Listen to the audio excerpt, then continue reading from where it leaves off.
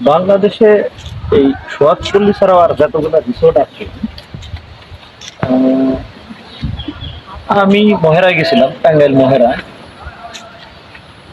তারপর আপনার নর্দার্ন পার্কে গেছিলাম, নন্দন পার্ক, সরি নন্দন পার্ক।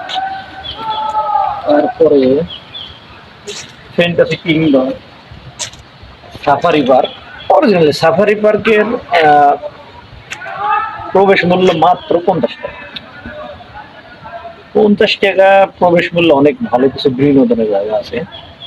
আপনারা যারা যাননি গিয়ে দেখে আসবেন। কিন্তু এই সোহাগপল্লী এন্ট্রি ফি 200 টাকা। আমার খুবই মর্মাহত করেছে, খুবই ব্যথিত আমি। 200 টাকা টিকিট কিভাবে হয় একটা, মানে এই যে এই পাশে একটু ধরেন, দেখেন একটা মাঠ, কিছু গাছ, একটা মাঠের স্তূপ, এই পাশে কয়েকটা গাছ গোছালি। 200 টাকা রিসোর্টে এগুলা আরো ডেভেলপ আর উন্নত করা উচিত আমি মনে করি।